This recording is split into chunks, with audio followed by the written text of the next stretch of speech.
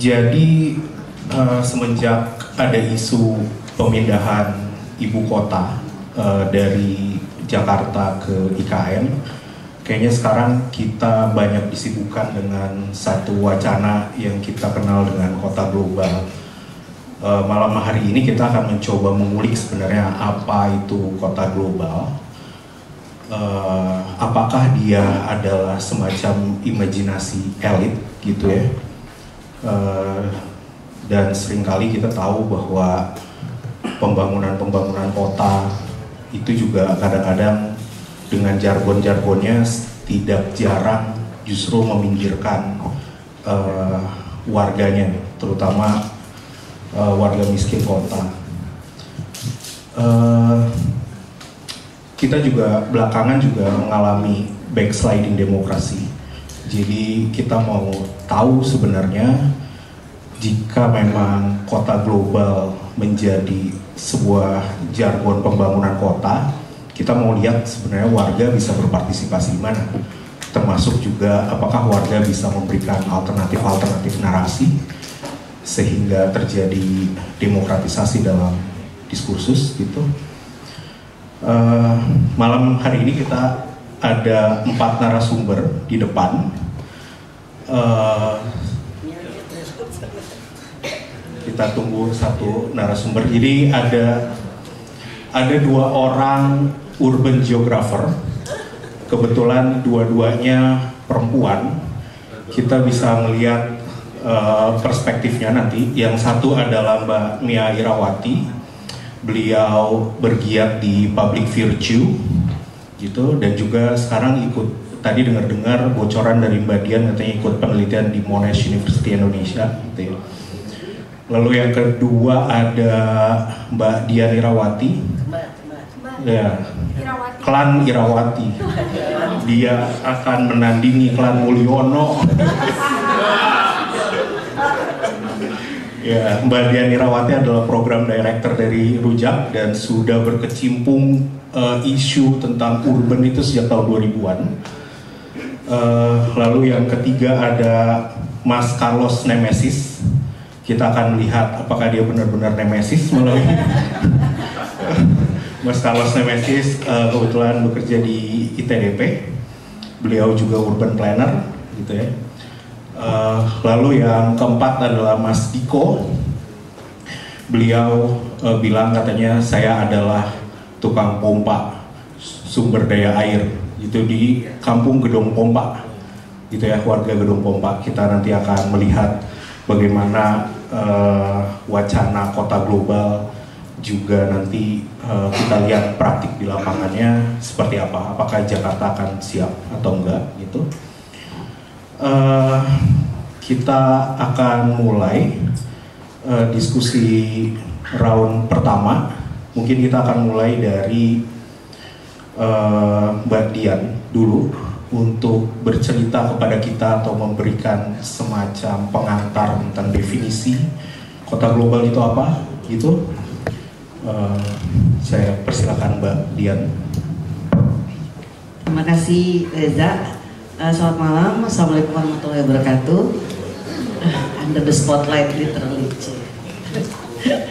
Terima kasih untuk teman-teman yang sudah bersedia meluangkan waktu malam sekarang apa sih? Malam Jumat instead of Yasinan gitu ya, kita bicara kota global gitu kan. Jadi terima kasih. Saya mewakili Rujak juga sebagai salah satu penyelenggara bersama dengan Ruang Belajar Alex Telar mengucapkan terima kasih untuk partisipasi teman-teman. Kalau bicara soal kota global, ini kan sebetulnya diskusi yang sudah disampaikan juga di undangan ya, di kota teman-teman baca di tornya misalnya, itu dilatar belakangi oleh diskursus gitu ya. Beberapa minggu terakhir gitu, ketika atau bahkan beberapa bulan terakhir, ketika Jakarta sebagai ibu kota bergeser ke pindah gitu ya, pindah yang tak kunjung jadi pindahnya itu ke IKN di Kalimantan, lalu Jakarta kemudian menjadi daerah khusus, Jakarta lagi menjadi ibu kota, dan dalam proses itu kemudian muncul diskusi gitu ya di ruang-ruang publik, di media, ini Jakarta mau jadi apa nih, kan udah lepas nih status ibu kotanya, lalu kita mau jadi apa. Muncullah kemudian dari narasi-narasi kota global, kita mau menjadi kota global, lalu beberapa calon gubernur sudah mengambil itu gitu ya, menjadikan salah satu bagian dari jargon-jargon yang mereka kampanyekan.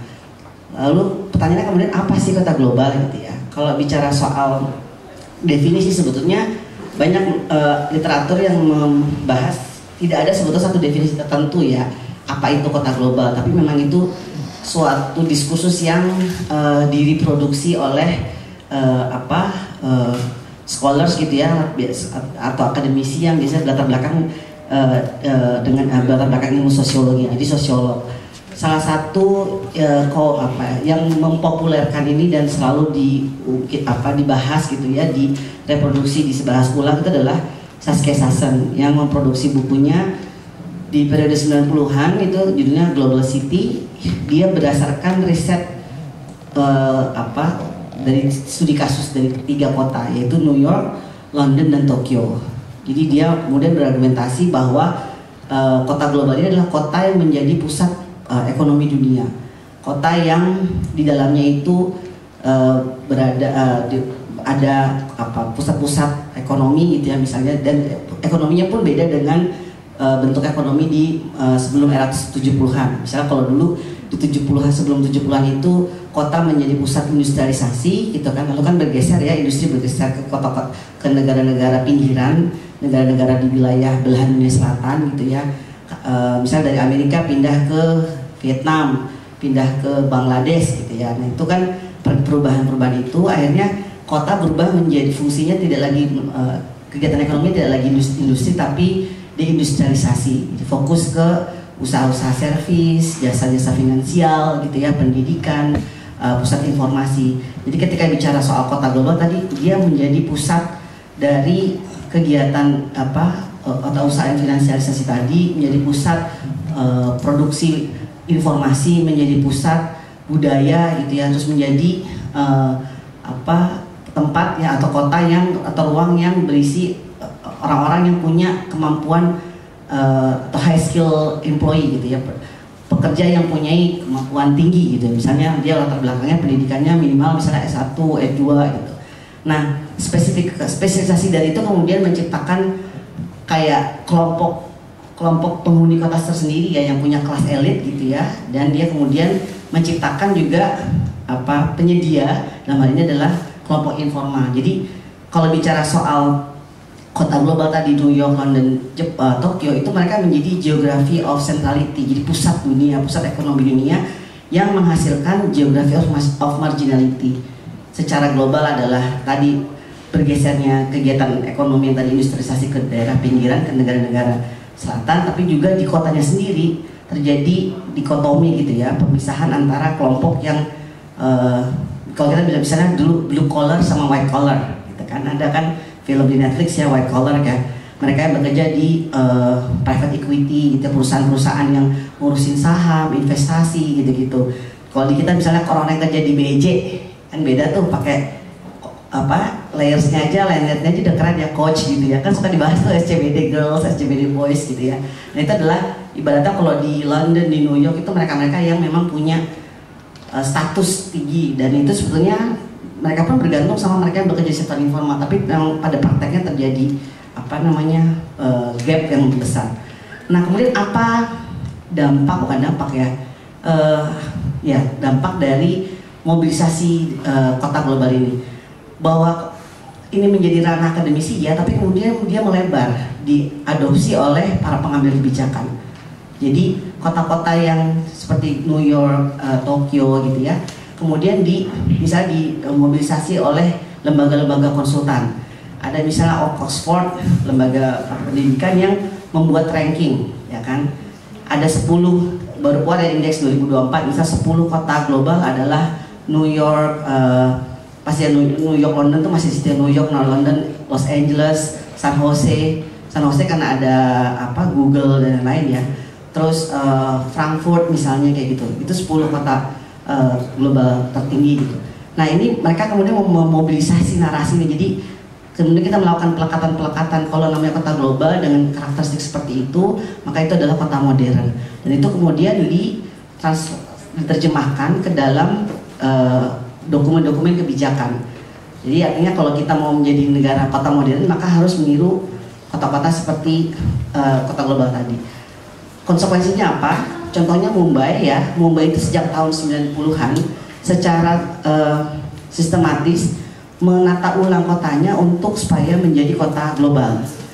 Jadi dia membangun pusat-pusat pendidikan, membangun pusat-pusat ekonomi gitu, gedung-gedung perkantoran, kayak model SCBD itu dibangun di beberapa tempat misalnya, terus kampus-kampus gitu didorong untuk apa? Supaya menjadi kota global tadi. Karena kan kota global ini ada kalau dari indeks yang dikeluarkan Oxford itu ada 5 kategori ya.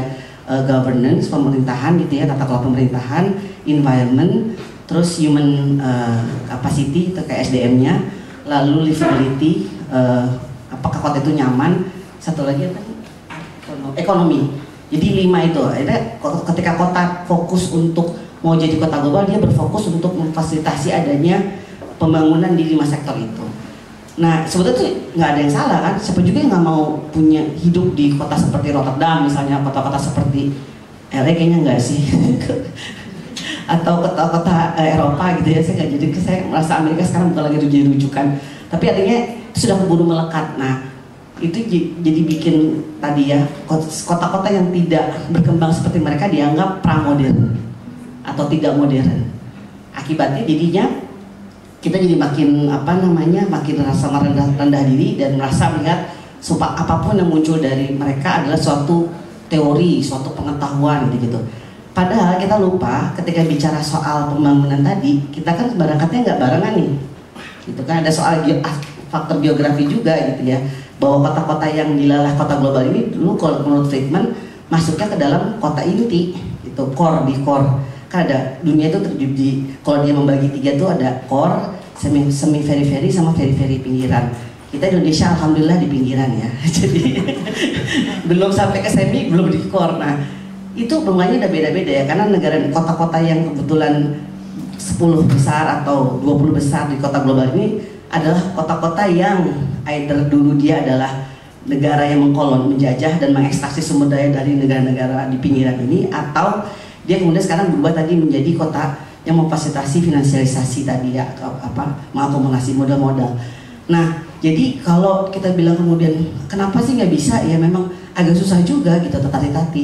Tapi kemarin saya bicara sama Mia, mungkin yang menarik adalah Cina ya, karena Cina juga kan tadinya kan dia menutup diri gitu ya, tapi ketika globalisasi the big G ya, kalau globalisasi itu kan sudah sebetulnya seberabad-abad lalu sudah ada, tapi the big G karena faktor kontainer, internet gitu ya, digital itu kan jadi eksponensial gitu perubahannya. Nah itu jadi dia membuka diri, dan kita sekarang lihat kan di Instagram ada Shanghai tahun 46 itu yang masih kayak desa, terus sekarang Shanghai itu udah yang Nah itu kan sebetulnya dia bisa catch up. Jadi orang mikir kenapa kita nggak kayak Cina, tapi banyak faktor ya. Misalnya Cina itu state capitalism, jadi negara punya kontrol kuat untuk mengakuisisi lahan, kasih ke pengembang segala macam. Tapi pertanyaannya adalah apakah kita mau seperti itu dengan banyak konsekuensi ya. Kalau di Cina misalnya ada soal lingkungan, persoalan lingkungan, tapi juga persoalan sosial misalnya, karena kota dipaksa, desa-desa wilayah pedesaan dipaksa untuk mengkota secara drastis gitu ya.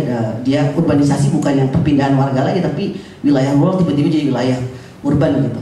Itu juga ada kos-kos yang harus dibayar. Nah, pertanyaannya apakah kita mau seperti itu? Itu sih, aku mulai itu dulu ya. Ya oke. Terima kasih Mbak Dian. Menarik. Mungkin saya mau lanjutkan ke Mbak Mia Irawati. Kalau tadi juga Mbak Dian udah berbicara tentang diskursus secara luas, aku pengen tahu perspektif dari Mbak Mia mengenai kota global, atau kalau mungkin bisa bercerita tentang pengalaman-pengalaman di kota-kota global yang ada gitu, seperti apa? Silakan Mbak Mia. Karena education background kami sama, semuanya udah dijelasin Dian, bacaan-bacaan kami. Dia busetnya enak ngelahap semua. Oke. Paling saya cuma nambahin ya. Jadi awalnya kenapa sih ada diskursus global city itu, ini biasanya masuk ke urban studies yang orang nyebutnya urbanization. Jadi entry point-nya urbanization. Dian benar, globalization itu sudah dari sebelum-sebelumnya ya, bahkan dari abad ke-15 sudah ada gitu. dengan caranya sendiri, yaitu waktu itu misalnya berlayar. Jadi yang berkembang adalah teknologi pelayaran, yang berkembang adalah kompas, yang berkembang apa gitu ya. Tapi makin kesini kan beda. Nah itu satu ya, jadi urbanization terus globalization, dan itu tidak hanya terjadi saat ini. Yang ini kita eksponensialnya jadi semakin besar, yang disebut Big G tadi, itu karena adanya digital, itu yang pertama. Kemudian kalau dilihat paling menegaskan Dian tadi yang Saskia Sasken itu buku pertamanya 91, terus kemudian dia nambah lagi ke 2001, 2005 dan sebagainya. Sebenarnya kalau ngelihat kerangka teori dari Global City itu gampang, cuma ada 3, yaitu dia menonjolkan sistem baru di mana batas-batas nasional menjadi lemah. Jadi udah nggak ada lagi tuh batas nasional, saya negara Indonesia, di situ negara Singapura gitu, karena konsep ini menentang dualitas dari nasional dan global. Jadi udah nggak ada batas itu. Ya tentu ya, karena dia udah semuanya serba digital. Kalaupun kayak ini kan dari tahun 91 ya, walaupun itu nggak sedigital sekarang, semuanya sudah ada email, semuanya koordinasi komunikasi lewat email dan sebagainya lebih mudah. Kemudian kota global semakin terputus dari konteks lokalnya dia dan dari konteks hinterlandnya dia, itu udah terputus. Dan dia juga terputus oleh ekonomi nasionalnya dia. Kenapa? Karena dia sudah tidak ada batas. Bisa saja misalnya tadi London, karena dia misalnya finansial, pusatnya headquarters dari perusahaan-perusahaan finansial. London pusatnya ada di situ, tapi ketika dia butuh data di konstruk dan sebagainya macam, ada data science gitu ya. Ketika dia udah jam sekian, dia tinggal kirim datanya ke India. India bekerja, dan hal itu terjadi. Amerika begitu kirim datanya ke Filipina. Ada perbedaan data, ada perbedaan jam, dan itu dipakai. Jadi sebenarnya mereka perusahaan ini bekerja 24 jam. Gila. Perusahaan ini bekerja 24 jam untuk mengambil profit sebesar-besarnya, seperti itu. Nah, karena ini udah nggak ada batas lagi antara London sama Mumbai, terus antara misalnya New York sama Manila, jadi wajar seperti itu. Sehingga mereka pun ekonomi, dia udah jauh dari ekonomi nasional, dia sudah jauh dari akarnya dia di lokal dan hinterlandnya dia, di daerah urbannya dia.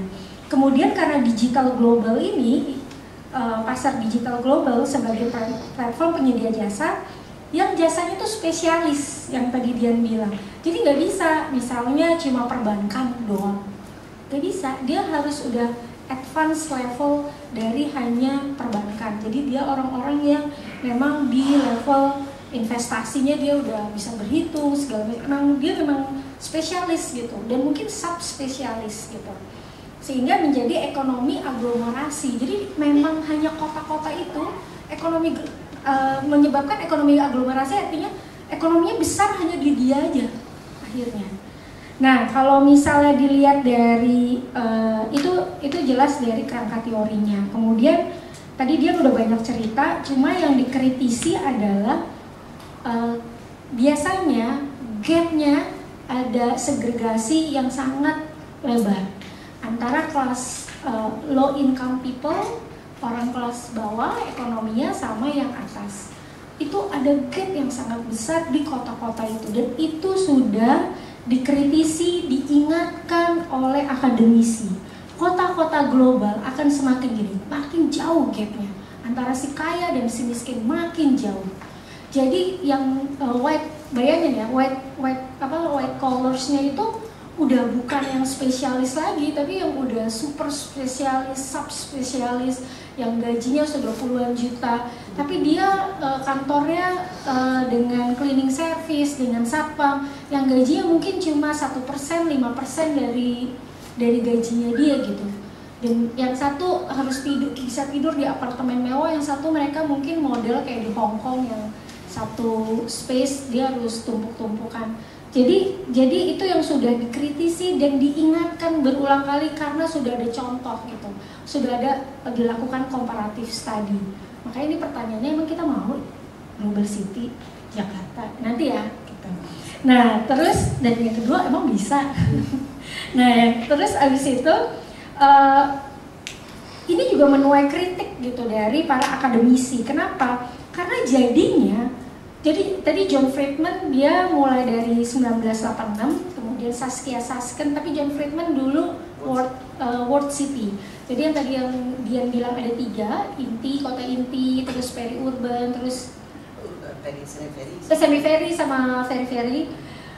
Itu ranking 1, ranking 2 ya, kota ranking 1 yang inti, kota ranking 2, kota ranking 3. Kita ranking 3 karena kita masih jadi misalnya suppliernya bagian apa dari ya misalnya nikel.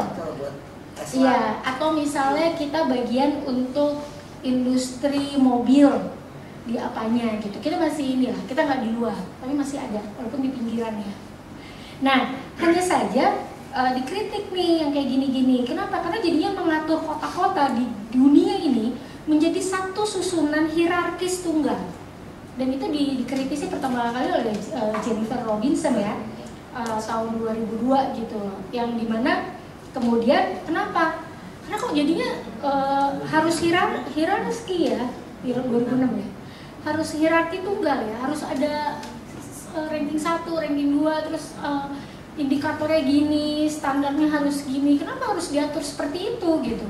Bagaimana kita, apakah kita tidak bisa melihat konteks sama spesifik gitu yang memang itu potensi kita gitu. Akhirnya itu dikritisi, yang kemudian itu dinarasikan kan. Sekarang banyak banget tuh ranking Global City dikeluarkan oleh Oxford Economics, dikeluarkan oleh apa aja, banyak banget. Dan itu dikritisi karena narasinya itu hingga bikin satuan, terus brainwash terutama orang-orang di Global South kalau bahwa itu yang Global City standarnya gini. Jadi udah dibikin pertama awalnya Saskia Sassen hanya untuk dia research dan dia cuma mau mengabstraksi, ini kurang lebih ini ada ini loh, ada ini, tapi lama-lama itu diamini. Terus dinarasikan, kemudian di brainwash orang dengan standar-standar itu, dan yang ngeluarin lembaganya banyak. Dan semua Global South, negara-negara Global South menginginkan, gue pengen deh bagian dari situ, kayaknya cool gitu kan. Kayaknya cool gitu. Padahal kalau kita lihat orang jadi itu membrainwash orang sehingga ada praktek dan nilai politik menjadi berubah di Global Cities. Itu yang karena saya disertasinya land politics gitu ya, jadi mau dikit-dikit nyerempet ke politik terus, dan di situ jadi praktek dan nilai politik jelas berbeda ketika itu di Global City. Itu satu. Kemudian aplikasi praktek pembangunan juga akan berbeda. Jangan dipikir kalau kita masih sesuai dengan buku gitu ya, kita masih business as usual gitu, salah.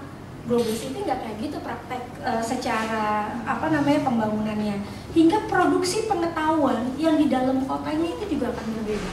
Jadi jangan dibayangkan apapun soal Global City itu hanya semata-mata dengan modernisasi, pembangunan yang bagus, fasilitas lengkap. No, itu akan mempengaruhi kehidupan kita, bahkan cara kita praktek dan memiliki nilai politik sehari-hari seperti itu. Nah, kurang lebih sih itu sih. Aku paling menambahkannya, apalagi sih? Iya, nanti lanjut lagi ya. Iya, terima kasih Mbak Mia. Kelihatan ya dokternya lama ya? 7 tahun. Dokternya 7 tahun ya? Padahal ada yang 2 tahun. Ngapain 7 tahun? Coba 1,5 tahun tuh jadi dokter. Udah makin pusing ya? Nah, berikutnya aku mau mencoba sedikit menjejak ke Jakarta dengan Mas Carlos. Kita tahu ITDP banyak juga berbicara tentang Jakarta. Aku mau tahu dalam konteks Jakarta dan hubungannya dengan Global City, melanjutkan pertanyaan dari Mbak Mia. Emang kita mau? Emang kita bisa gitu? Gimana Mas Carlos, silakan. Selamat malam semuanya. Perkenalkan kembali, nama saya Carlos, Urban Planning Associate di ITDP. Jadi ITDP itu perkenalan sedikit biar ada konteksnya, NGO yang bergerak di bidang transportasi berkelanjutan. Jadi kalau misalnya diminta untuk menjejak, mungkin fokusnya kami lebih ke transportasi saja. Walaupun memang di Jakarta kan masalahnya udara, air, dan tanah. Jadi ya lengkap, tapi kami fokusnya di bagian transportasinya. Menarik banget tadi yang dijelasin Mbak Dia dan Mbak Mia soal Global City. Kalau misalnya kami kan juga sempat banyak diundang sama teman-teman Pemprov, bantu asistensi terkait RTRW 2024 sampai 2044, di mana akan Jakarta jadi Jakarta kota global. Selalu dipresentasikan juga Jakarta ini peringkatnya 74 dari 176 atau peringkatnya 90 dari 95, tergantung dari lembaga yang mengeluarkan ranking itu. Tapi sebenarnya kalau misalnya mau dilihat lebih dalam, jadi kan kami mencoba memahami rencana yang dipaparkan oleh teman-teman dari Pemprov. Jadi kita bisa berpikir kritis juga apakah rencana mereka memang punya nilai yang baik untuk kita dukung atau seperti apa. Jadi ada beberapa konsep yang menurut saya juga menarik. Pertama, misalnya mereka mau mengembangkan kota transit oriented development. Jadi artinya kota di Jakarta di masa depan itu akan berbasis transit. Jadi kalau mau kemana-mana bisa pakai kereta, bisa pakai Transjakarta, mobilisasinya lebih enak. Dan nanti di area TOD-nya itu ada permukimannya, ada tempat untuk bermain, ada tempat untuk komersial, tempat untuk bekerja yang bisa dijangkau dengan pejalan kaki.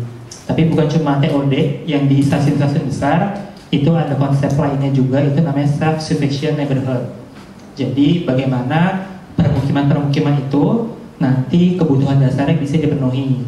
Jadi kalau misalnya Bapak Ibu mau mencari ke fasilitas kesehatan, itu hanya maksimal berjalan kakinya cuma butuh 10 menit, atau ke fasilitas pendidikan itu bisa dijangkau dengan dekat. Jadi kalau secara konseptual sebenarnya ada hal baik yang bisa kita coba apresiasi gitu, bahwa ingin mencoba meratakan pembangunan, lalu juga ingin merubah paradigma.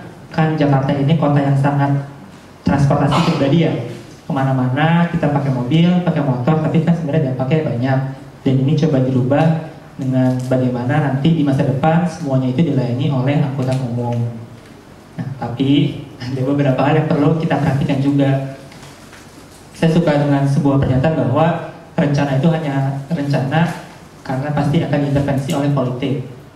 Kenapa seperti itu? Jadi misalnya ketika kami melihat rencana tata ruang yang sedang dirumuskan juga, bahwa visinya itu adalah Jakarta kota global, Jakarta yang nanti akan berorientasi transit.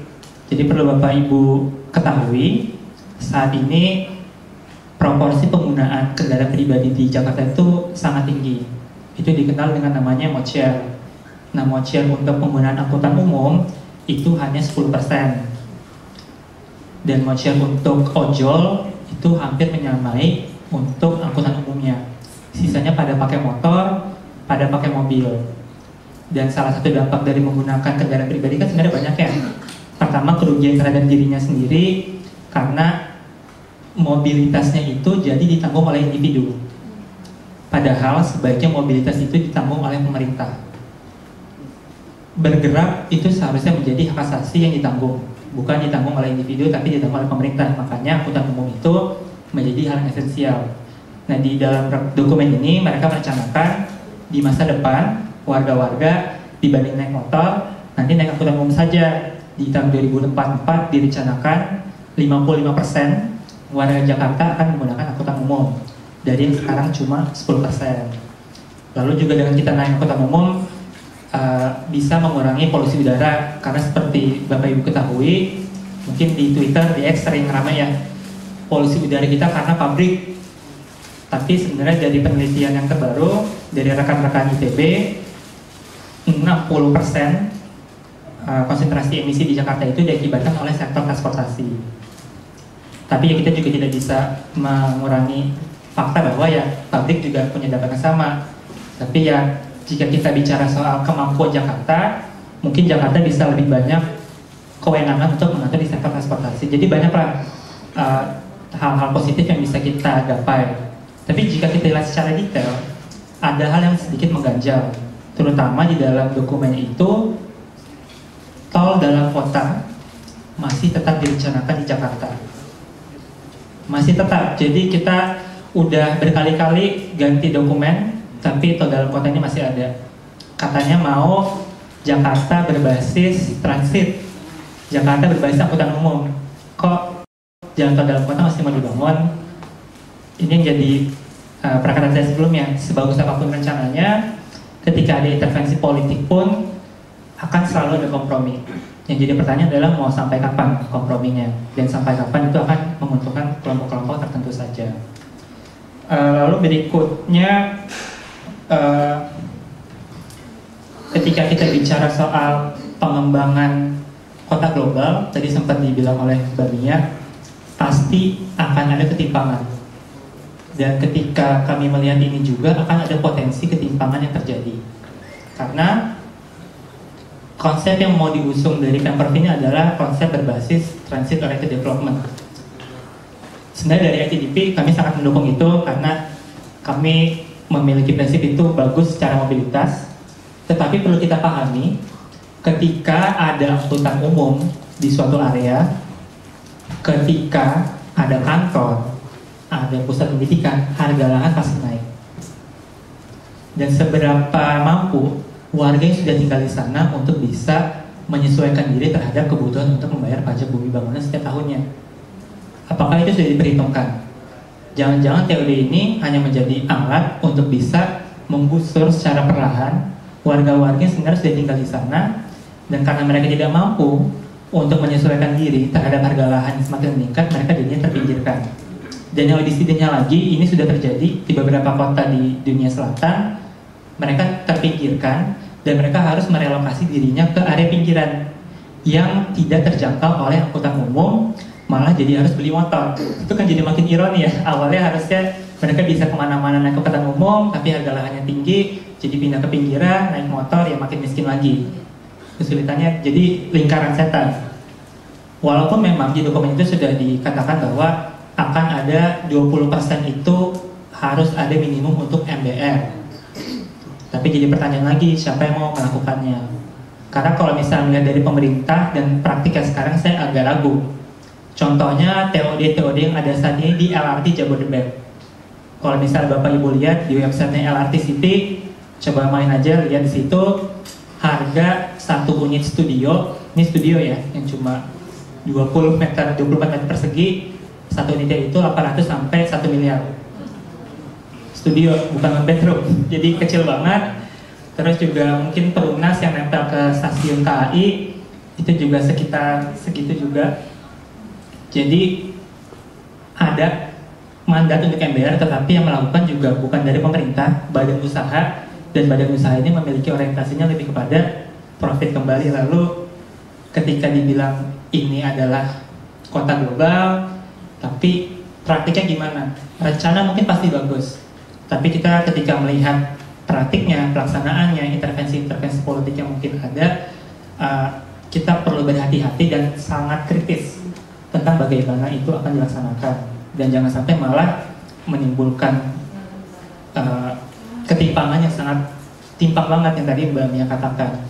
Mungkin itu sedikit dari saya. Ya, terima kasih Mas Carlos. Selanjutnya saya mau beralih ke Mas Diko ya. Kalau tadi Mas Carlos juga berbicara tentang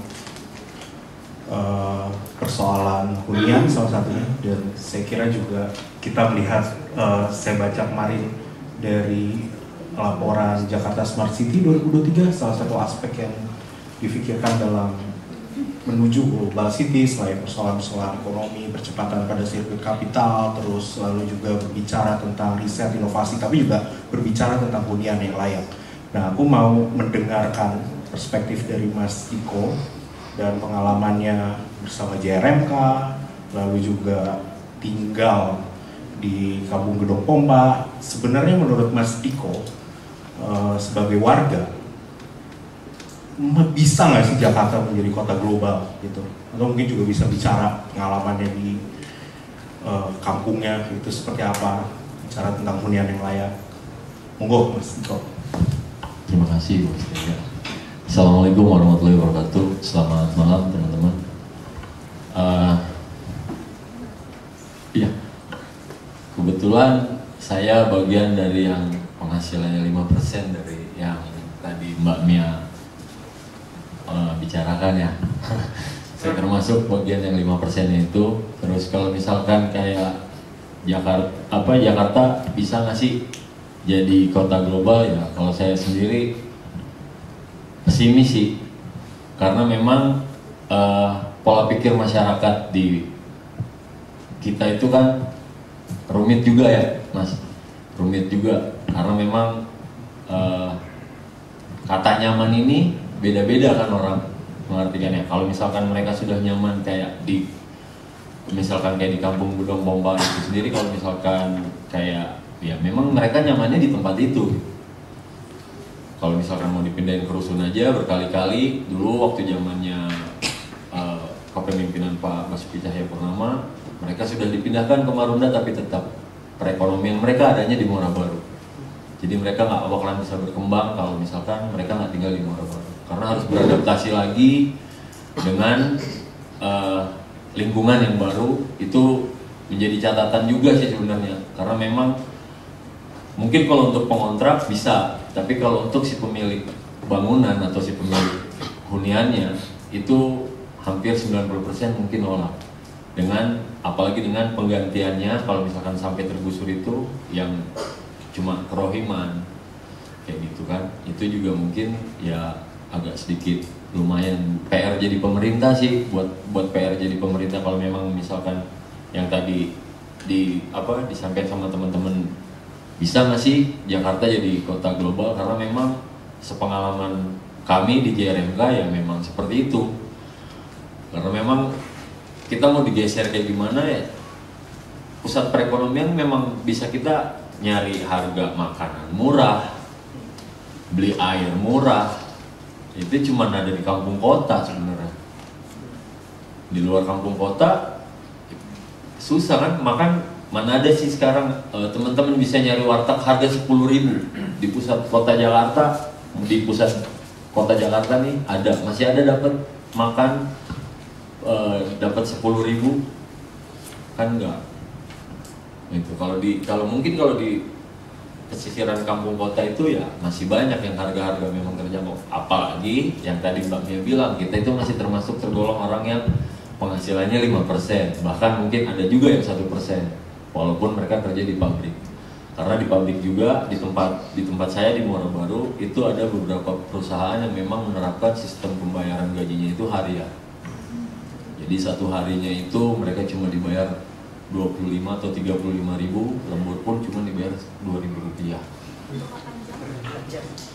Dan jamnya itu per 8 jam. Ada yang per 12 jam, sistem kerjanya ada yang per 12 jam Mbak Min. Jadi mereka ada satu pabrik di tempatku itu 24 jam, jadi 4 shift. Dan pekerjaannya itu ada yang dari Bekasi tempatnya Budian, terus ada juga yang dari Marunda. Nah, ini pabrik global oke. Itu pakai shift. Dan itu mereka yang kerja harian itu mungkin ada yang cuma 35 atau 45.000 dalam satu hari. Dan kalau mereka lembur pun dibayarnya mungkin 2.000 atau 3.000 rupiah per jam. Per jam. Dan itu jamnya entah hidup atau tidaknya aku kurang paham. Tapi berdasarkan cerita masyarakat di tempatku itu ya ada ya perusahaan yang seperti itu. Miris. Jadi bukan 1% lagi jadi nanti. Apalagi mereka ya tetap harus kayak tadi Mas Carlos bilang, pakai kendaraan pribadi juga. Jadi mereka harus ngeluarin juga untuk kos buat bensin segala macam. Itu sih kalau pengalaman aku. Mungkin kayak kalau kalau misalkan mau melihat ketimpangan itu adanya di Gedung Kompas ya sebenarnya. Melihat real estate sama elit yang ekonominya sulit jadi tempatku. Berdampingan, persis berdampingan. Pantai Mutiara itu sudah real estate, Bang, ya. Di dalamnya sudah terbangun juga apartemen, regata. Nah, itu pada saat di sana juga tadinya suplai air minumnya dari waduk fluid, tapi karena memang TDS-nya terlalu tinggi, akhirnya mereka udah nggak pakai. Nah, itu kalau mau ngeliat benar-benar 100% bedanya itu ya lihat di Gedung Pompa. Jadi ini Pantai Mutiara, di sini Gedung Pompa baru ada rumah susun yang sudah dibangun sama pemerintah. Rusunawa Waduk Fluid. Itu. Di situ. Kalau aku sih pesimis ya. Kalau misalkan ditanya bisa nggak sih Jakarta jadi global city, ya itu jawabanku sih ya cuma pengalamanku sih ya cuma itu, karena memang ya mungkin teman-teman di kampung kota itu memang ngalamin lah ketimpangan itu, memang benar-benar ngalamin kok Mbak Mia. Kayak kita tahu awalnya itu di Muara Baru, kalau boleh saya cerita sedikit, awalnya itu untuk RTTR-nya di Muara Baru itu tadinya sudah ungu semua dan berstatus K1, K2, K3, termasuk tempatku. Di tempatku pun sama udah ungu. Nah, karena alhamdulillahnya kemarin kita dapat mungkin ya balik lagi nih ke pemimpin yang memang benar-benar bisa kolaborasi sama warga miskin kota. Alhamdulillahnya RDTR di tempatku sekarang sudah berubah jadi huni. Jadi hunian pemukiman padat penduduk, bukan lagi untuk perkantoran. Tadinya di sana itu hanya untuk perkantoran dan pergudangan. Itu aja sih kalau dari aku sih itu aja. Ya, terima kasih Mas Diko. Sebuah fakta yang menarik ya.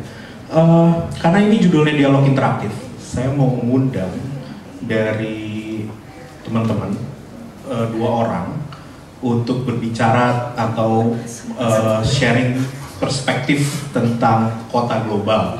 Saya udah dapat Mas Marco, satu lagi ada yang mau berbagi perspektifnya tentang kota global atau mau komentar? Ada? Dari sebelah sini, sebelah sana. Ini udah Sani dari sebelah sini. Ya. Ya, ada Mas. Oke, aku mulai dari Mas Marco dulu. Suara gue keras.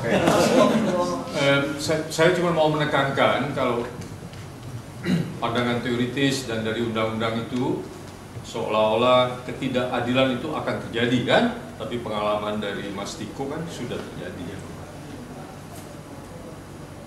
Dan itu sebetulnya memang itu yang diramalkan, bahkan sebetulnya sudah di akhir tahun 70-an dan awal tahun 80-an. Karena akar politiknya adalah politik neoliberalisme yang dimulai oleh Margaret Thatcher dan kemudian Reagan. Dan menariknya, proyek properti yang menjadi ikonik dari kedua negara itu adalah waterfront. Di London itu London Dockland, dan di Boston waterfront. Dua-duanya itu berada di tepi air.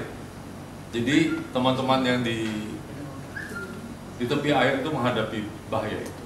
Jadi poinnya adalah global city itu sudah terjadi, tapi yang cilaka kita sekarang adalah ketika dia dijadikan undang-undang atau disebut di dalam undang-undang.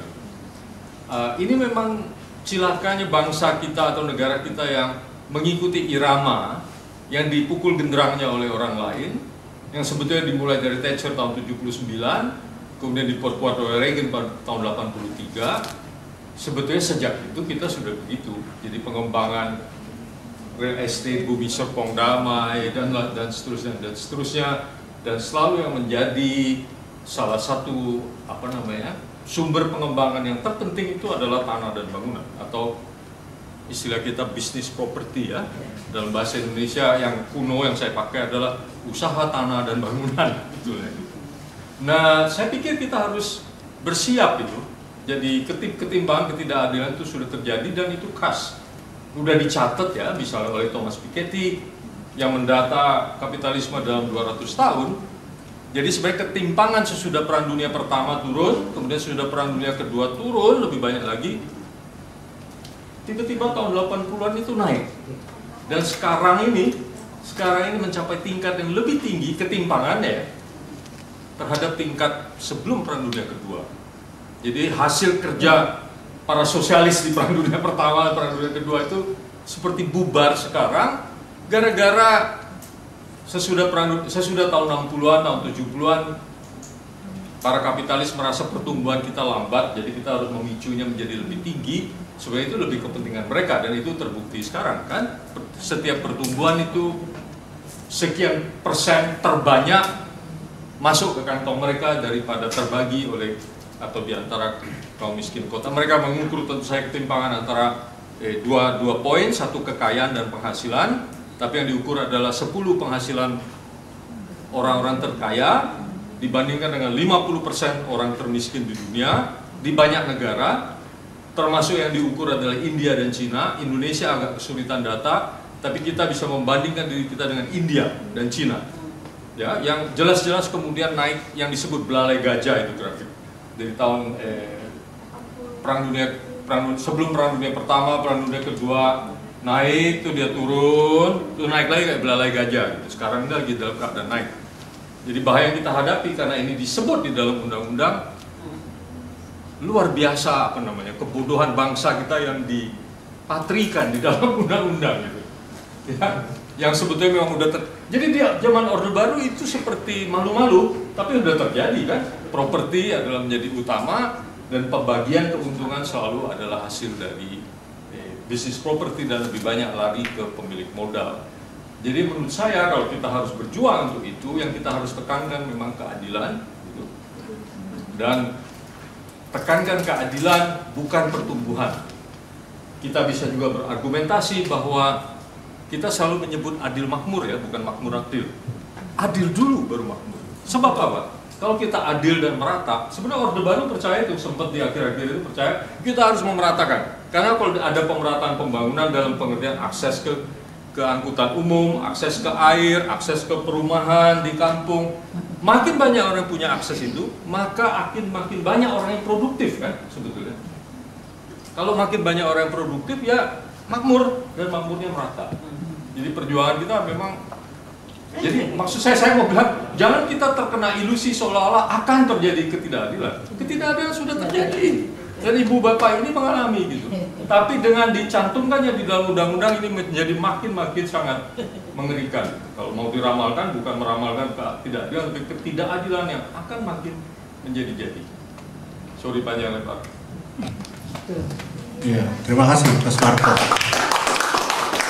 Mas Marco udah dokter, mau di UI nggak? Saya sudah 24 tahun nggak lulus. Yang kedua Mas, ya dari belakang saya perkenalkan diri dari mana?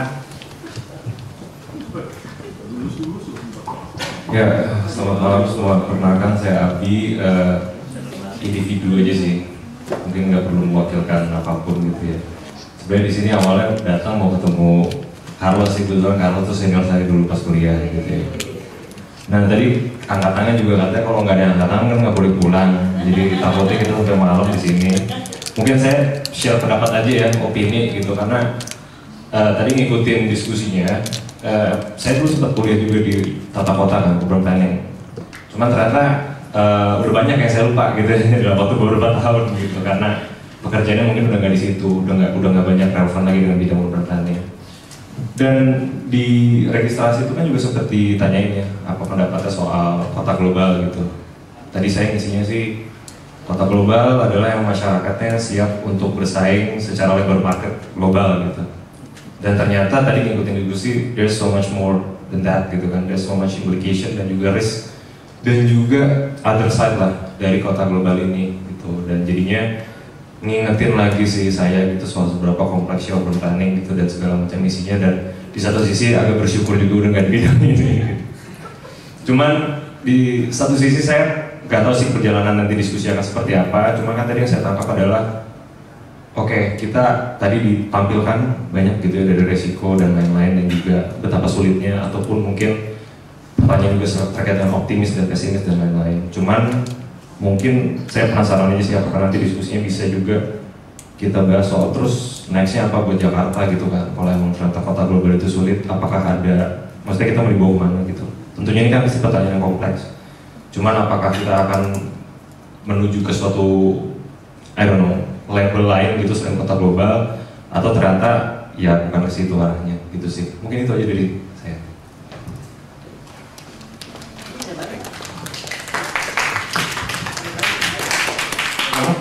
Oh iya, benar juga. Ya, tadi menarik sebenarnya pemaparannya. Dua-duanya menarik. Mbak Mia, Mbak Dian, Mas Diko, ada komen nggak tentang poin ketidakadilan dari Mas Marco, sama pertanyaan dari Masnya mau melihat sebenarnya kenapa? Iya, Mas Abi tadi dia juga masih mau tahu nih ke depan akan seperti apa sebenarnya. Gimana? Mau mulai dari Mbak Dian? Iya boleh. Sebetulnya juga mau merespon masukan dari Mas Marco ya, atau kritik dari Mas Marco, bukan kritik, baca assessment dari Mas Marco terhadap diskusi tadi. Saya sepakat bahwa sebetulnya bukan kayak kita bersiap-siap menghadapi apa akan jadi kota global, tapi sebetulnya tadi dari awal ketika saya coba membahas apa itu kota global, itu sebetulnya membahas dari sisi mobilisasi narasi gitu ya, dan itu atau mobilisasi wacana. Dan itu sebetulnya memang sudah terjadi lama ya. Misalnya di Indonesia kita kan selalu ingin jadi world class city atau kota kelas dunia. Dan akhirnya kita menjadikan kota-kota di Amerika Serikat misalnya sebagai rujukan. Jakarta itu kalau bicara plek itu kayak Los Angeles sebetulnya. Dia sangat sprawl, melebar, pertumbuhannya melebar, sangat memfasilitasi mobilitas dengan kendaraan pribadi, jalan tol dibangun di mana-mana, diberikan kemudahan. Saya tadi cerita ke Carlos misalnya, sekarang dari Serpong ke Depok tuh cuma 20 menit naik tol. Jadi kan kayak ya udah, it's not a big deal, yang penting punya mobil terus saya bisa gerak di kota dengan mudah. Nah jadi itu sebetulnya definisi kita tadi kenapa kita kemudian sangat tergopoh-gopoh ya. Misalnya gini, Mas Marco benar ketika bilang dari sejak lama zamannya ketika Pak Soeharto ada yang namanya Circle Cendana gitu ya, dimana pengembang dekat dengan keluarga Cendana, dia diberikan kemudahan untuk mengakuisisi lahan ya. Contohnya BSD. Ada tadi teman di sini yang tinggal di BSD, dia bisa punya lahan lebih dari 6.000 meter persegi gitu ya, atau bisa ngembuk, istilahnya ngembuk lahan, ngembuk tanah gitu. Itu sebetulnya kan karena tadi untuk menciptakan imajinasi kota kelas dunia. Nah, misalnya kalau teman-teman mampir ke daerah Cikarang, penelitiannya Simia juga, itu nama-nama komplek-kompleknya tuh Orange County, kota-kota di Los Angeles dan sekitarnya gitu ya. Jadi kayak seakan-akan memberikan kode gitu bahwa kalau kita tinggal di situ kita bagian dari kultur Amerika gitu. Nah itu kan sebetulnya tadi pesan-pesan yang dinarasikan sudah lama. Ada lagi bahaya dari mobilisasi narasi ketika jadi Indonesia itu kan 85% rumah dibangun oleh swadaya. Developer tuh sebetulnya nggak punya banyak mudarat tuh keburukan ya. Jadi banyak mudarat sedikit manfaat sebetulnya. Karena 85% itu dibangunnya oleh swadaya. Tapi belum banyak kemudahan diberikan oleh swadaya, justru porsi-porsi subsidi segala macam banyak oleh developer. Nah, ketika tahun 70 ada arsitek terkenal nama John Turner ya, yang kemudian mencoba mengapresiasi keswadayaan itu dengan mobilisasi narasi namanya self-help housing, rumah swadaya. Akhirnya istilah daerah miskin, kumuh tuh tenggelam dengan narasi tersebut. Sampai 99 itu ada dua lembaga internasional yang lumayan punya nama, yaitu UN Habitat sama Bank Dunia, punya niat baik, sungguh pun itu niat baik, jadi cemburu. Jadi dulu itu niatnya adalah bagaimana mendorong kota-kota dunia meniadakan kekumuhan. Maka bikin jargon namanya Cities Without Slum. Nah kata kumuh akhirnya muncul lagi, yang tadinya sudah dicoba ditutupi, bukan ditutupi ya, ditimpa dengan narasi bagus gitu, positif tentang self-help housing. Akhirnya yang dia ketika idenya adalah bagaimana menyingkirkan kekumuhan dengan pendekatan yang baik, tapi yang ditangkap oleh kota-kota di negara bagian selatan kayak kota-kota Afrika, kota-kota di Asia, masuk India, bahkan Indonesia ya, itu adalah dengan penggusuran. Tahun 2003 mantan gubernur Jakarta ya, gubernur Jakarta tahun itu adalah Sutioso dapat penghargaan dari Kohre sebagai penggusur terbanyak gitu. Karena waktu itu jumlah gusurannya banyak banget. Artinya yang tadi saya coba sampaikan memang ada bahaya tadi ya, bahaya mobilisasi narasi. Nah, soal kota global ini kan kemudian jadi bahasan banget Mas di beberapa bulan terakhir ya. Dan lebih celakanya lagi seperti Mas bilang, sekarang dikodifikasi dalam bentuk peraturan dan diterjemahkan dalam bentuk RT/RW dan RDTR gitu ya. Celakanya lagi, tadi saya kaget ketika kalau bilang soal RT/RW, terus langsung Google ternyata berita terbaru 14 Oktober draftnya itu sudah siap. Yang sekarang lagi dibahas adalah bagaimana mensosialisasikan itu ke warga. Tadi pertanyaan Mas Abi, ini kita ke depan gimana? Kalau menurut saya ini jadi salah kaprah ya. Kalau sebetulnya pemerintah sungguh-sungguh punya niat baik untuk membawa Jakarta menjadi kota yang berkelanjutan, berkeadilan misalnya, saya kita berprasangka baik ya. Harusnya mereka akan menggunakan momen lepasnya status ibu kota ini menjadi momen oke, kita mau ngapain sama Jakarta? Diundanglah semua, nggak mungkin semua warga juga ya 10 juta, tapi perwakilan warga atau orang yang benar-benar mau peduli lah, kan nggak semua orang itu mau partisipasi gitu kan. Tapi minimal yang mau bisa terfasilitasi untuk berpartisipasi. Kan nggak ada proses gitu. Rujak itu 3 minggu lalu ya, bareng sama teman-teman JRMK tuh mengirimkan, dan teman-teman lain, ada Walhi, ada Greenpeace, ada Akur, itu mengirimkan surat protes karena kita diundang untuk hadir di perumusan RDTR Jakarta ya, untuk menggantikan Pergub yang tahun 2022. Jadi baru 2 tahun berlangsung tiba-tiba mau direvisi. Kan kita kaget diundang, waktu itu teman kita datang Amel, ternyata nggak ada proses yang sebenarnya gitu. Karena kalau logikanya kalau suatu peraturan undang-undangan mau direvisi harus ada dulu evaluasinya. Ada public hearing, ada evaluasi, perlu nggak ini direvisi kan gitu. Artinya kayak kita bikin undang-undang, masalah naskah akademis kan, kenapa butuh undang-undang gitu. Ini juga kenapa butuh revisi, harus ada evaluasi terhadap yang sudah berjalan. Ini tidak ada revisi yang kita tahu ya, kita tidak ada evaluasi yang kita tahu, tiba-tiba kita diundang revisi dan langsung sifatnya tuh udah pembahasan gitu loh, belum, dan nggak ada perwakilan warga selain dari Rujak waktu itu, dan Rujak aja sama KNTI waktu itu hadir. Tapi teman-teman yang namanya terus di undangan nggak ada yang hadir. Ada kita menerima surat protes bahwa ini bukan proses yang baik gitu, karena tidak ada upaya sungguh-sungguh untuk melibatkan warga atau yang benar-benar concern sama Jakarta untuk bicara soal atau merumuskan Jakarta ke depan. Artinya sudah ada tadi seperti Mas Marco bilang, ini kita bukan lagi bersiap-siap mempersiapkan kita menjadi kota global atau enggak, tapi justru kita bagaimana harus bersiap-siap menjalani masa ke depan yang kita itu diimpos gitu. Diimpos itu diterapkan ke kita tanpa kita menjadi bagian dari itu gitu ya. Ada RT/RW dibuat, ada RDTR lagi disusun, sudah kayaknya nih Desember ini ketok palu gitu ya. Udah selesai. Jadi artinya itu ada suatu kebijakan yang dibentuk, dihasilkan tanpa kita dilibatkan. Sebenarnya itu harusnya menjadi pemicu ya, kita artinya ini ada something wrong gitu, ada yang salah di sini. Itu pertama. Jadi kalau menurut saya kalau bicara soal harus bagaimana ya, harusnya itu kita tarik lagi nih proses gitu, diminta untuk bukan sosialisasi tapi harusnya perumusan bersama, karena ini sebetulnya momen yang sangat menguntungkan dalam artian momen penting gitu ya. Ini bisa nih jadi momen bagaimana merumuskan Jakarta ke depan. Dan kalau tadi bicara soal Jakarta, kita tidak sendirian kan. Jakarta itu kan nggak pernah sendirian, ditemani oleh tetangga-tetangga itu seperti saya dari Bekasi. Jadi ketika bicara Jakarta sekarang, ya kan semua di sini mungkin jangan nggak ada yang Jakarta asli nih. Jadi bukan Jakarta asli itu nggak berarti nggak di Jakarta. Kalau kita bicara Jakarta, kita udah harus bicara Jakarta gendut ya, gendut dalam arti positif. Ada Tangerang, aku juga gendut positif. Ada Tangerang, ada Bekasi, ada Bogor, segala macam Jabodetabek punjur ya. Nah, jadi kalau udah bicara itu kita nggak bisa, oh ya udah global aja, ketok global enggak, tapi harus hati-hati karena bisa di undang-undang DKJ ada soal kawasan aglomerasi, ada soal dewan aglomerasi. Udah pada dengar belum? Artinya nanti ada suatu dewan yang dibentuk yang punya kewenangan untuk mengimpos atau menerapkan pembangunan yang lintas wilayah tadi, lintas kuasa otonomi ya, otonomi daerah ya, pimpinan daerah.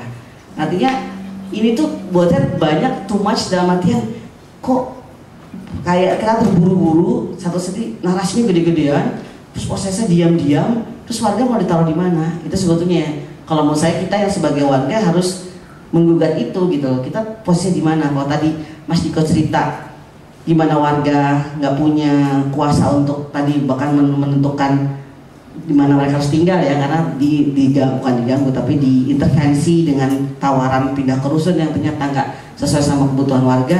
Ini warga lebih nggak didengar lagi gitu kan, artinya konteksnya akan gedung pompa ya. Itu kan tadi Mas Abi, mungkin pertanyaannya mau gimana, kita gugat dulu nanti di sosialisasi. Saya kaget akan ada sosialisasi dalam waktu dekat, artinya kan udah rampung, kita tinggal cukup tahu bagaimana Jakarta ini RTW 20 tahun loh. Artinya dalam 20 tahun kita akan tinggal di suatu ruang yang perumusan itu kita nggak tahu, nggak diikutsertakan. Itu kalau buat saya hal mendasar. Mbak Mia mau komentari? Aku paling nambahin yang misalnya kok bisa Mbak sosialisasi gitu ya, mungkin ngasih tahu aja. Biasanya stepnya itu ada naskah akademis, jadi ada studi-studi. Habis selesai studi-studi itu biasanya ada workshop terkait karena kan workshop mungkin ada terkait dengan lembaga-lembaga tertentu, kemudian dianalisis lagi gitu ya, yang tadinya studi dianalisis lagi di workshop, stakeholder workshop, terus kemudian difinalisasi, maksudnya finalisasi di tahap itu, kemudian biasanya ada public hearing. Dari public hearing itu terima feedback, dari feedback itu terus kita bisa menyesuaikan lagi gitu kemauan warga, baru dari situ sudah final baru disosialisasikan. Jadi memang ada tahapan yang digunting. Iya, jalan-jalan semuanya, nggak ada stakeholder workshop, terus kemudian nggak ada public hearing gitu ya. Terus tahu-tahu udah dari studi, terus dia bikin rencana langsung udah masuk ke sosialisasi gitu. Jadi bisa teman-teman biar kebayang aja gitu, sebenarnya prosesnya harusnya sepanjang itu gitu. Dan kita juga baru punya undang-undang pergubnya kan dari 2022 ya. Jadi sebenarnya baru 2 tahun. Jadi 2022 pun biasanya pergub itu setelah, kalau undang-undang kan undang-undang dibikin tahun ini baru bisa jalan 2 tahun lagi. Kalau pergub mungkin dia nggak terlalu jaraknya nggak gitu jauh ya. Jadi kan sebenarnya secara praktek juga belum 2 tahun nih gitu, ya kan? Oke, itu aku cuma jelasin dia itu. Cuma gini, ini aku coba nyampurin semuanya ya, maksudnya ada Mas Carlos, ada Mas Marco, ada Mas Abi gitu. Saya manggil semuanya Mas biar nggak ada diri karena justice. Nah, jadi gini, kalau mau ditanya kayak apa, saya sih pengennya punya sustainable city ya. Karena sustainable city itu kan ada faktor ada aspek-aspek, ada ekonomi, terus kemudian ada lingkungan, terus di situ ada sosial gitu. Jadi saya pikirnya kenapa kayak gitu, karena gini, dari 3 aspek itu dia sustainable. Kalau dia sustainable, apalagi dia ada social, dan itu social justice. Kalau di situ ada social justice, berarti kita itu sebenarnya sudah punya inclusive city. Jadi kotanya untuk semua, kota untuk semua, inclusive city. Apakah kalau kota itu semua akan livable, menjadi livable city, kota yang layak huni? Iya, karena udah pasti salah satu yang diutamakan adalah sustainable environment, lingkungannya, kemudian social justice, terus kemudian economic efficiency. Itu harapan saya, dan diharap yang tadi Dian bilang ya, kita harus terus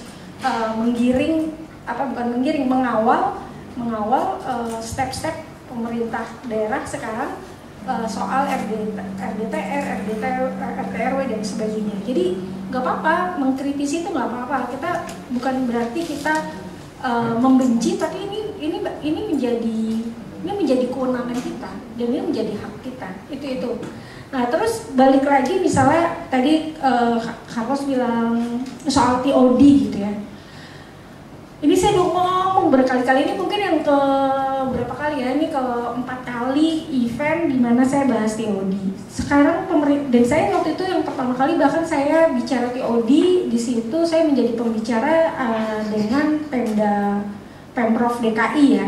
Saya bilang TOD itu kan sebenarnya sustainable development ya. Dia ada mixed use di situ, itu satu.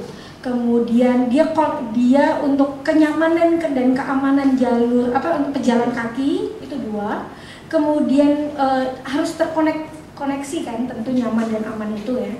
Kemudian dia juga ada yang lupa nih kita. Jangan-jangan yang namanya mixed use development gitu ya, itu nggak cuma fisik dan itu nggak cuma function. Di mana berbaur itu termasuk ada bauran kelas ekonomi. Kelas ekonomi itu yang lupa.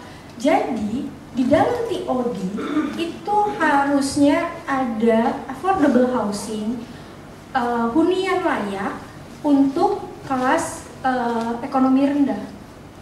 Kalau ditanya, saya nggak mau bahas ke Eropa karena dia sosialis dan hampir semua ekonominya sama. Saya nggak mau bahas misalnya kalau Australia dia juga sosialis gitu ya, kurang lebih gapnya, ketimpangannya sangat kecil gitu. Tapi saya ambil Amerika, itu salah satu contoh yang bisa kita pelajarin, abis itu kita kata-katain, terus kita nggak usah nyontek. Amerika. Nah, ini saya mau cerita nih. Jadi gini, yang soal TOD itu ya.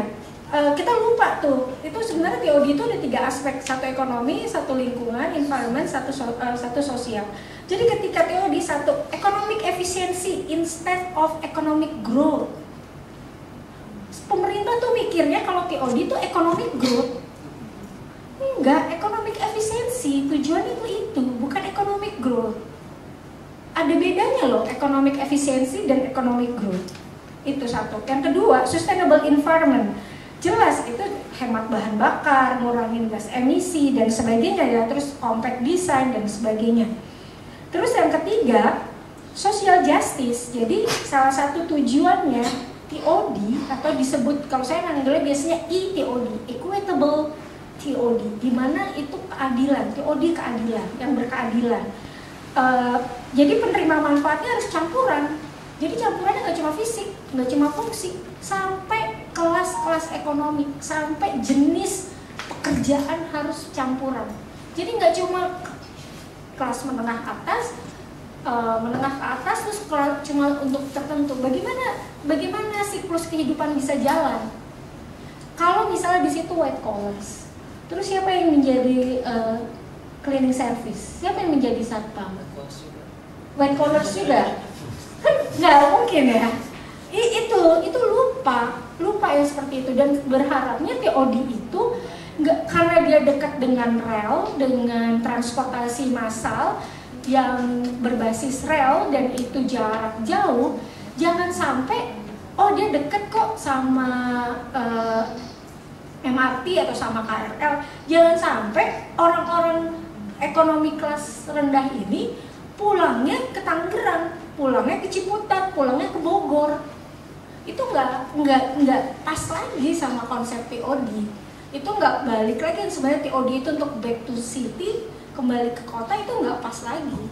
Jadi itu akhirnya ujung-ujungnya bukan sustainable environment gitu. Itu salah satunya. Jadi biasanya sih itu yang saya harapkan ya.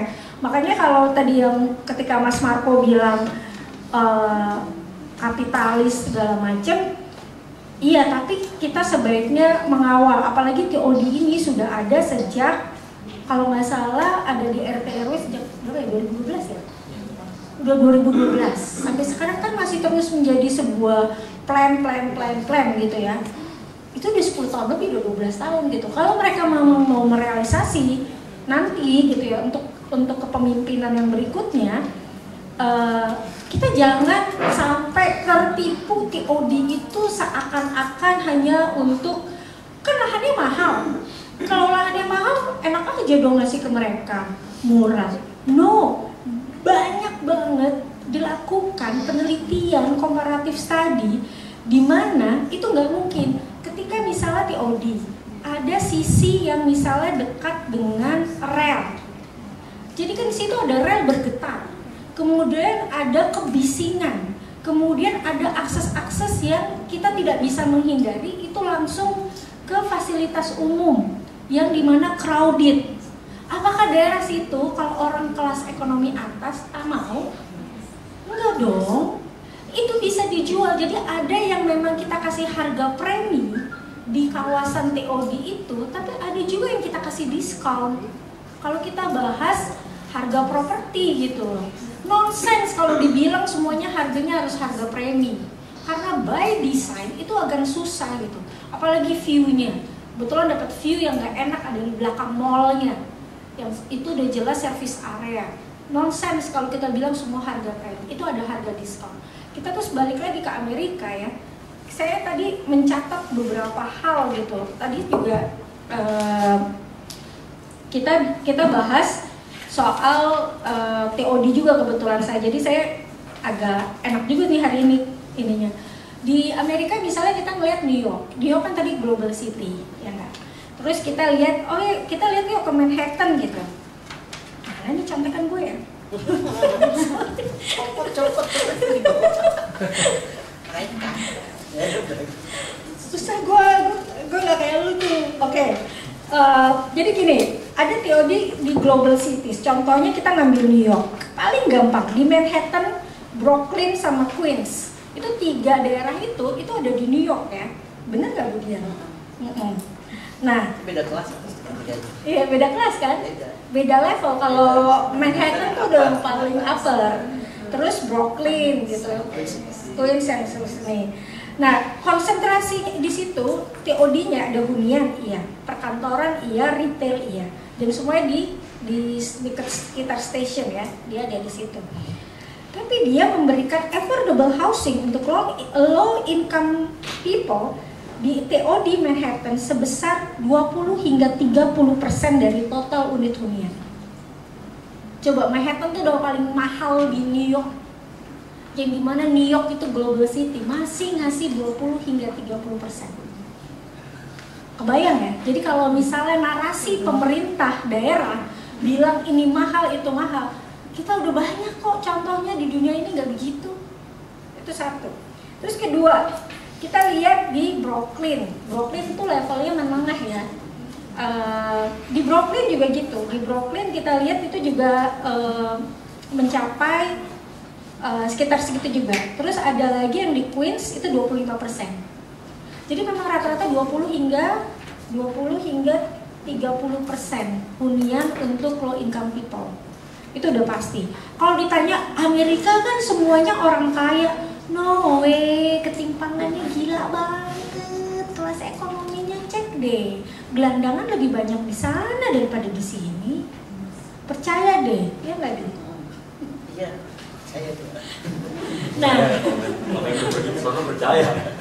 Nah, terus kita lihat coba di proyeknya Hudson Yards di Manhattan Barat. Itu kan termasuk proyek baru ya.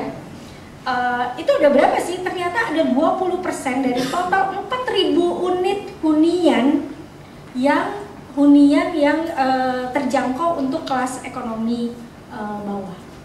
Bayangin 20% dari 4.000 berarti berapa dibagi 5? 800 itu untuk kelas menengah bawah. Jadi jangan salah, ini Hudson Yards di Manhattan Barat termasuk baru gitu. Terus apalagi Grand Central Terminal dan Penn Station itu termasuk yang middle lah ya. Nah itu aja dia juga ngasih sekitar 25% dari total hunian dikasih itu untuk hunian yang terjangkau untuk kelas ekonomi bawah. Itu curiga deh itu juga. Apa? Karena sering karena perasaan gue tadi gatel aja. Karena Amerika itu kota-kota kayak New York, LA itu udah sulit sekali cari affordable housing. Jadi aku curiganya ini either, kalau misalnya aku pernah denger itu middle income ya? Jadi nggak ada, mereka tadinya kan bisa di blok tertentu, tapi itu kan kemudian jadi semacam stigma ya. Oh, si orang miskin kita di gedung A, udah kita nggak usah main ke sana gitu kan, karena dicampur. Tapi dicampur juga ternyata ketahuan segregasi itu di dalam satu building, karena walaupun coba masking kan orang kelihatan ya antara yang upper class sama low income. Terus karena kalau sampai benar ada segitu banyaknya unit, karena sekarang itu modelnya diusir sama ini ya, sama tenantnya, sama landlordnya dengan cara nggak difasilitasi segala macam. Aku agak ragu aja beneran ada angka 30% orang bisa dapat di Manhattan gitu. Itu udah tanah ruangan yang nggak bisa kebeli gitu sama kita. Itu jangan-jangan kelas bawahnya Manhattan beda sama kelas bawahnya LA ya, atau kelas bawahnya kita gitu. Tapi itu dia udah step 1 itu dikasih sama dia. Terus kita coba ke Asia deh, global city-nya Asia, Tokyo. Walaupun juga ada Hong Kong gitu ya, ada Singapura gitu. Terus di distrik Shibuya termasuk yang paling mahal gitu ya. Itu dia ngasih 20%. Jadi rata-rata memang 20-30%, minimal dikasih 20% gitu. Nah, mungkin sekarang tinggal, tapi mungkin kalau di Jepang nggak terlalu ekstrim ya antara yang low income sama upper class ya. Banyak sekarang, udah mulai banyak ya. Nah, terus kayak misalnya di Shinjuku sama Ikebukuro juga 20% sampai 22%. Jadi kalau bahkan ada pengembangan yang Tama Newton yang lokasinya di sepanjang monorail Tama. Jadi sebenarnya TOD itu kan nggak cuma di distrik di distrik yang transit TOD-nya, pengembangan perumahannya, tapi sepanjang koridor tuh juga bisa dikembangkan gitu, yang berdekatan dengan koridor dan itu sepanjang koridor itu suka dilupakan gitu. Jadi yang akhirnya difokuskan cuma TOD distriknya, tapi sepanjang rel itu tidak dilakukan penyediaan hunian, walaupun dia misalnya bukan yang TOD distriknya ya. Nah, ini contoh saya ngambil yang Tama Newton yang berlokasi di sepanjang monorail Tama, itu dia sampai 30% di Jepang gitu. Dan ini di Tokyo ya, saya ngambilnya di Tokyo. Jadi kalau dilihat contoh TOD misalnya di US atau di Kanada ya, karena kan memang ada gap ya, kalau beda sama Australia sama Eropa. 1 menit lagi, Mak. Ya, nah TOD-nya itu juga mereka kalau ditanya siapa yang melakukan, aktornya siapa, mereka sangat terbuka oleh organisasi nirlaba, boleh invite. Jadi organisasi nirlaba, UKM, dan developer juga boleh. Jadi nggak hanya developer. Saya juga nggak ngerti kenapa mindset kita tuh harus kerjasama sama developer. Jangan-jangan organisasi nirlaba dengan koperasi, ya nggak? Kan yang jelas organisasi nirlaba saya nggak ngerti gitu. Padahal contoh-contoh di dunia nih boleh kok organisasi nirlaba, UMKM bahkan menawarkan pemerintahnya bisa ngasih bonus, bisa mengabaikan biaya izin pembangunannya digratisin gitu, karena lo memenuhi 30% gitu untuk hunian low income people, terus memberikan loan fund, jadi memberikan pinjaman dengan bunga yang sangat rendah bagi organisasi nirlaba yang mau mengambil resiko untuk melakukan itu, terlibat dalam itu. Jadi nggak harus pengembang sebenarnya. Ini yang mau saya share. Aktor itu bisa banyak, tapi kita kenapa kayak kacamata kuda? Oke, panjang banget ya. Mas Carlos, ada tanggapan tentang TOD? Balik lagi ke Jakarta kita setelah berkeliling dunia lagi diajak Mbak Mia. Coba gimana Mas Carlos? Ya, mungkin karena soal TOD juga itu salah satu konsep yang ITDP selalu dorong, Mbak. Dan kami waktu di ITDP juga melihat bahwa kekhawatiran kami dari TOD adalah gentrifikasi. Makanya di salah satu indikator itu kami mengajukan agar perlu ada affordable housing, mixed income housing. Dan kalau misalnya lihat dari RT RW-nya Pemprov itu juga mereka menjanjikan 20% untuk affordable housing. Tapi balik lagi ke ranah implementasi, itu sanggup atau enggak dan bisa atau enggak. Kalau misalnya teman-teman lihat di sekitar LRT Jabodebek itu sifat pembangunannya sangat growth mindset, bukan efisiensi. Pembangunannya itu adalah mall, apartemen tingkat tinggi sampai 20 lantai, yang merasakan itu hanyalah orang yang tinggal nempel ke stasiun. Kalau misalnya ke LRT Ciracas, yang merasakan dampak itu cuma orang-orang yang di apartemennya. Warga-warga yang tinggal di permukimannya dipagerin sama si LRT Jabodebeknya. Jadi kalau mau masuk ke stasiun harus muter pagar, dianggap seperti mobil. Jadi jalannya panjang. Jadi yang masih kita lihat di sini adalah pembangunan TOD pun driven by developer. Karena developer mereka tentu mencari keuntungan tertinggi. Bentuk pembangunan dengan keuntungan tertinggi adalah membangun real estate yang sangat tinggi, bawahnya mall, ada gedung parkir. Ada TOD kan kita pinginnya jangan pakai mobil lagi. Warga-warga yang tinggal di sekitar stasiunnya jadi malah terpinggirkan oleh pembangunan yang diusung oleh real estate. Makanya saya sebenarnya penasaran ketika Pemprov bilang 20% untuk MBR, caranya mau gimana? Tadi Mbak Mia mengatakan kita bisa menggunakan operasi, itu ide yang sangat bagus Mbak, kalau misalnya bisa kita implementasikan. Lalu jika tadi Mas Abi menanyakan next step-nya apa, kalau dari kami bersifatnya juga taktis aja. Misalnya melihat Pemprov pinginnya Jakarta Kota Global, kami selalu nagih itu Mbak. Jadi selalu menjadi alasan kami, kenapa mau bangun jalur sepeda? Padahal kan kota global, mana nih komitmen kalian? Itu jadi hal yang kami todong balik. Katanya mau kota global, kenapa jalur pedestrian nggak ditambahin? Mana nih komitmen kalian? Jadi itu bisa menjadi hal senjata kami lagi untuk membalikan ke mereka. Mau kota global, tolong dong lakukan apa yang kalian katakan. Tapi baik lagi kita juga perlu kritis terhadap indikatornya. Apakah ada indikator keadilan dari kota global yang mereka canangkan? Atau jangan-jangan baik lagi ya economic growth mindset lagi. Dan yang terakhir mungkin saya mau katakan juga terkait dengan Jakarta itu bukan kota yang sendiri. Jadi setiap harinya itu ada 3 juta orang bolak-balik dari Bodetabek, terus termasuk Ibu Mia dan lain-lain. Jadi kalau saya di Jakarta Pusat, jadi punya ompong ya, rumahnya di sana. Jadi keluarganya multi housing family. Jadi tidak merasakan perjalanan jarak jauh 1,5 jam. 2 jam ya. Sama. Jadi pertanyaan adalah Jakarta kota global mau sampai kapan? Mau sampai kapan Jakarta akan terus bertumbuh? Dulu Jakarta cuma yang paling awal kan mungkin Pak Marco lebih tahu dari kota tua, lalu akhirnya menjadi Jakarta Pusat, ke Setiabudi, ke Kebayoran Baru, nanti lama-lama Jakarta seluruhnya, lama-lama Bodetabek. Mau sampai kapan? Mau sampai Banten, mau sampai Jawa Tengah? Kita nggak tahu nih batasnya Jakarta mau jadi kota global tuh gimana, mau sampai kapan kita akan terus bertumbuh. Atau baik lagi seperti yang Mbak Mia katakan, tujuannya sebenarnya adalah untuk mencapai kesejahteraan, keadilan dan kemakmuran, dan mungkin pertumbuhan itu bukanlah tujuan utama yang harusnya kita coba capai. Karena kalau bisa kita tumbuh terus dan jatuh, mau gimana? Iya. Karena kan kita juga terkait ilmu ekonomi, kemarin juga banyak alternatifnya, ada donat ekonomi, gimana kita akhirnya memikirkan kembali bahwa pertumbuhan itu bukan menjadi tujuan utama, tapi balik lagi adalah kesejahteraan manusianya. Jadi pertanyaan lagi buat teman-teman di sini, ketika melihat Pemprov Jakarta siap menjadi kota global, indikator yang mereka pakai itu apa?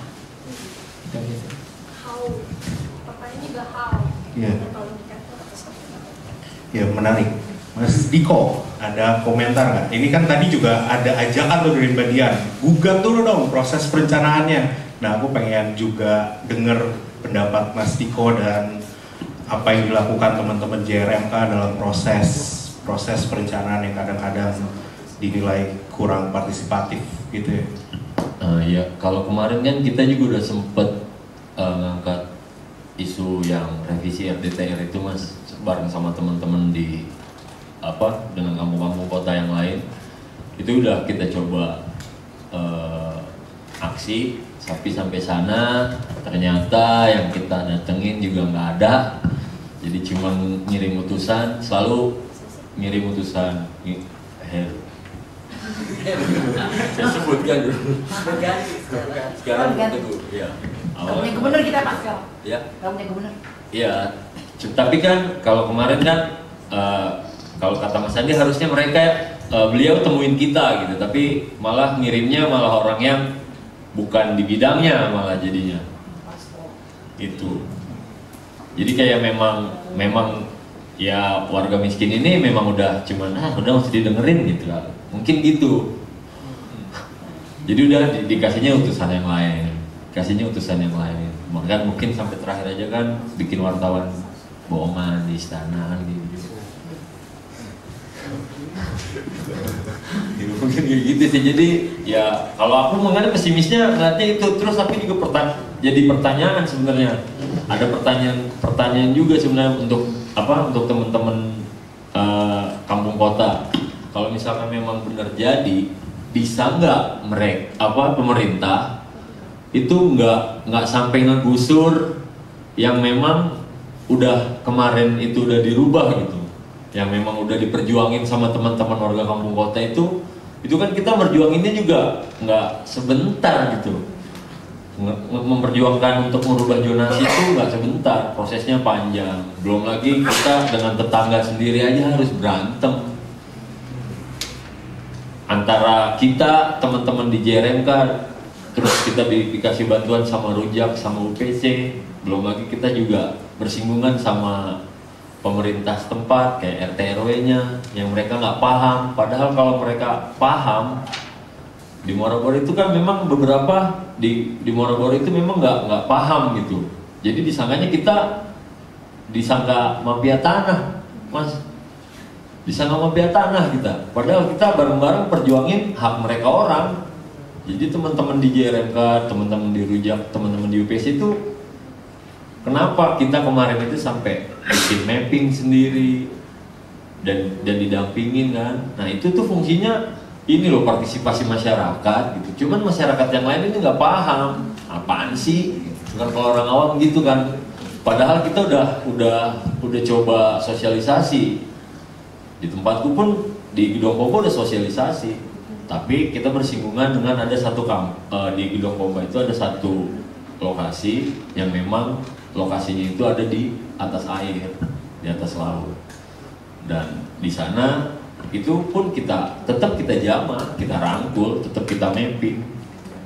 Tapi memang karena memang itu di atas air, jadi mungkin di RDTR pun agak susah. Gitu. Tapi kita juga ngelepasin itu. Jadi pengennya, karena mereka juga tinggal di atas laut itu juga sudah lebih dari 20 tahun. Nah cuma memang itu yang jadi terkendala kan. Gadian mau nambahin dikit aja ya Pak? Iya dikit. Sorry, cuma mau nyambung aja dari tadi saya bicara soal narasi, mobilisasi narasi, tapi juga bisa narasi itu terus sekarang bisa kota global dijadikan kayak future justifikasi di masa depan, justifikasi untuk apa yang akan dilakukan. Misalnya gini, baru-baru ini beberapa 2 bulan lalu mantan Jokowi waktu itu menetapkan 2 PSN ya di wilayah Jabodetabek Punjul, yaitu PIK 2 sama BSD 2. Itu menjadi program strategis nasional, artinya suatu proyek yang mendapat dukungan pemerintah pusat. Jadi tidak ada kewenangan peraturan dari pemerintah daerah yang bisa mempersulit atau menghalangi itu. Jadi klaimnya adalah ini 2 proyek didanai oleh swasta, tidak ada APBN yang dipakai di sini, tapi agar mereka memiliki kemudahan dalam berproses membangun yang nantinya menguntungkan kita semua kota kita, maka kita tetapkan sebagai PSN. Nah bahayanya kan adalah ini kan PIK 2 itu akan jadi neo maritim, kota maritim, wilayah maritim. Kan lucu ya, ketika PIK 2 itu nanti akan menambah lahan reklamasi. Dan saya dengar kemarin berita bahwa saya buat masih dicari lanjutannya, ada kemungkinan itu akan mewarnai wilayah pesisir. Karena logikanya adalah kalau ada lahan reklamasi dibangun, apakah kemudian lahan ini akan dengan senang hati ada sederet kampung ya, sederet kampung yang menjadi kayak buffer antara Jakarta dan lahan reklamasi. Jadi ada kemungkinan PIK 2 itu akan menyasar wilayah pesisir. Artinya kan nanti kekhawatiran saya adalah aspirasi kota global itu menjadi justifikasi gitu kan. Karena Jakarta ingin menjadi kota global, menjadi bagian dari 10 kota besar, 20 kota besar, mungkin naik dari sekarang rankingnya 74 ya, bisa jadi 50 besar lah gitu ya. Lalu kemudian itu yang dilakukan. Dari awal kan memang yang pertanyaan adalah di mana posisi warga gitu ya. Dan tadi perumusan undang-undang sampai perumusan program seperti PSN gitu. Karena PSN itu sifatnya nggak boleh diganggu. Kalau kita ganggu dianggap subversif, mengganggu terhadap pemerintah. Ini kalau menurut saya justru alarm bahaya gitu ya, karena narasi tadi bisa, tapi saya rasanya dicocok gitu karena BSD itu akan dijadikan kota pendidikan, pusat pendidikan dan kesehatan, penelitian kesehatan. Terus BIK 2 jadi kota maritim, jadi neo metropolitan, neo maritim. Jadi saya berpikir wah ini cocok, jadi ketika nanti pemerintah bisa klaim ini sebagai bagian dari aspirasi kota global. Sekali lagi tempatnya warga yang sudah tinggal puluhan tahun di situ akan di mana dalam peta itu, dalam rencana itu sih yang saya pikir poinnya Mas Diko sampai ke arah situ juga. Oke, terima kasih Mbak Dian. Kita masih punya waktu kurang lebih 15 menit lagi. Kalau nggak pada ngantuk, aku mau membuka pertanyaan ke teman-teman. Ada satu, ada lagi? Yang lain? Ngantuk kan? Yaudah, 1, 2, 3 ada Mas. Oke, Mas, silakan. Langsung aja deh. Oh, langsung. Pertanyaan saya satu sebenarnya. Saya coba mengkaitkan kalimat kota global ini dengan konteks pilkada Jakarta. Saya pengen tanya kepada pembicara, apakah pembicara memperhatikan atau bisa mengkritisi visi dan misi kota global dari masing-masing paslon? Karena saya mencoba ngecek di program visi misi masing-masing paslon yang terdaftar di KPU, itu Ridwan Kamil itu ada 15 kata, Darmakun ada 2 kata, Pramono Anung dan Rano Karno itu ada 7 kata dalam visi misinya. Saya pengen tahu apakah pembicara di depan bisa mengkritisi narasi kota global yang diusung masing-masing paslon. Mungkin itu, terima kasih. Mas Yowam? Saya Bekti. Jangan temenin ya soal ini. Yang kedua tadi Mbak. Nama aku Ida. Mungkin tadi sedikit juga tentang tadi kota global. Tadi udah dibahas mungkin kalau misalnya implikasinya ke masyarakat yang berpenghasilan rendah seperti apa, loss income kayak gimana. Terus habis itu mungkin juga promosi untuk yang tingkat, untuk yang kayak semakin kaya, kita udah sempat bahas itu. Cuman pengen tahu mungkin pendapat teman-teman yang di depan. Kalau misalnya untuk aspiring middle class, untuk middle class, kota global ini implikasinya kayak gimana sih? Dan apakah sebenarnya kita makin ketarik ke atas atau kita ketarik ke bawah, atau ya udah kita nggak ada apa-apa gitu? Ya gitu. Ya mungkin kayak gitu pertanyaannya. Terima kasih. Kalau mau tenggelam, karena laut sementara. Ketiga Mas Adi, mau pakai mic? Nggak usah. Oh nggak usah ya. Ya, mungkin tadi kalau Mas Bekti bicara pilkada, aku mungkin ngajak teman-teman di depan juga ikut ngasih apa ya, semacam sumbangan gitu, pengimajinasian tentang apa yang bisa dilakukan post pilkada ya. Karena mungkin ya artinya kan pilkada relatif pendek waktunya, dan persoalan ini kan nggak hanya berhenti gitu pada saat pilkada, dan kemudian justru kita menghidupi situasi setelah pilkada gitu sebagai realitas sehari-hari. Nah di sisi lain Mas Diko kan tadi juga cerita bahwa atau menyampaikan bahwa tantangan, Mbak Dian bilang mobilisasi narasi ya. Jadi artinya karena selama ini kan narasi dominan datangnya dari atas gitu, terus kemudian kita diminta terima, dan kemudian tadi ya, diminta mengkritisi juga kadang-kadang juga nggak ada gunanya gitu, karena pada akhirnya narasi dominannya terlalu dominan gitu. Nah sisi lain kan memobilisasi narasi kan artinya pembayangan tentang membangun narasi-narasi alternatif yang datangnya dari kita-kita gitu, warga yang sebenarnya terdampak dan juga mungkin dekat sama realita yang bakal kita hadapi gitu terhadap kondisi Jakarta di depannya. Tapi Mas Diko juga cerita itu nggak gampang gitu, karena eksistensi dari antar kita dan warga sendiri juga jadi sesuatu yang rumit gitu. Artinya seringkali pada saat mengupayakan sesuatu untuk membangun alternatif lain gitu, narasi-narasi lain, kita berhadapan gitu sama tadi kecurigaan dan lain-lain, kemudian menjadi PR gitu. Belum nanti kalau bicara literasi terhadap masalah, dan juga mungkin butuh banyak waktu dan energi juga untuk membangun perspektif yang kemudian bisa mendorong banyak warga juga ikut berkontribusi gitu sama narasi alternatif. Nah pas membayangkan pasca pilkada, bagaimana membayangkan mobilisasi narasi atau membangun narasi alternatif gitu, dan kemudian tadi mengkonsolidasi warga sebagai PR kita bersama gitu. Mungkin itu sih, terima kasih. Oke, terima kasih. Saya mau gantian mulai dari Mas Carlos dulu. Coba.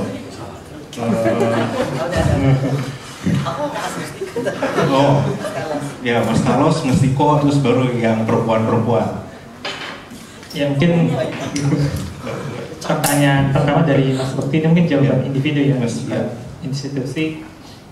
Jika perlu mengkritisi, saya udah baca beberapa, tapi memang tidak terlalu ingin banyak membaca karena emang akan mencoret kotak suara sih nanti. Kertas suara, jangan kotak suara. Karena memang tidak tertarik dengan proses yang menurut saya juga aneh. Jadi punya pendirian politik sendiri, jadi tidak bisa banyak berkomentar soal itu. Lalu yang kedua dari Mbak Nida menanyakan kalau sparing middle class nanti kira-kira akan semakin naik ke atas atau semakin turun ke bawah. Mungkin kalau jawaban dari saya cukup kacamata kuda terkait dengan aksesibilitasnya. Kalau terkait aksesibilitas sih harapannya dengan kehadiran lebih banyak yang angkutan umum, lebih bisa membuat orang pengeluarannya itu lebih rendah. Karena kalau misalnya teman-teman baca di Kompas, sekitar 30% sampai 40% komuter itu duitnya habis untuk transportasi. Itu banyak banget. Karena misalnya pakai motor, bayar bensinnya, bayar servisnya, bayar cicilannya. Tapi kalau misalnya ternyata kebutuhan untuk bergerak itu diampu oleh pemerintah dengan angkutan umum, harusnya pengeluaran untuk transportasi itu bisa semakin ringan. Jadi harapannya bisa semakin naik dari situ.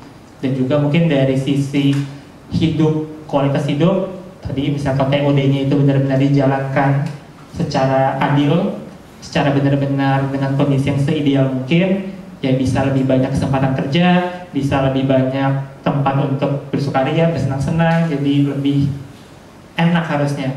Tapi balik lagi kita tetap harus kritis, apa yang ada di rencana belum tentu yang diimplementasikan. Makanya tadi masuk ke pertanyaan terakhir, kira-kira kita sebagai warga gimana? Mungkin kalau saya juga terikat ke institusi, akan selalu coba mencari kolaborator dalam mengkritik pemerintah. Jadi misalnya kami waktu itu mengadvokasi jalur sepeda karena ya, ITDP bukan lembaga yang bisa menggerakkan massa banyak. Dulu kerjasamanya sama Bike to Work, kami bikin pagar betis untuk ngebuat jalur sepeda. Ngebuat jalur sepeda di Sudirman Tamrin, karena dari waktu zaman itu belum ada keinginan dari Pemprov.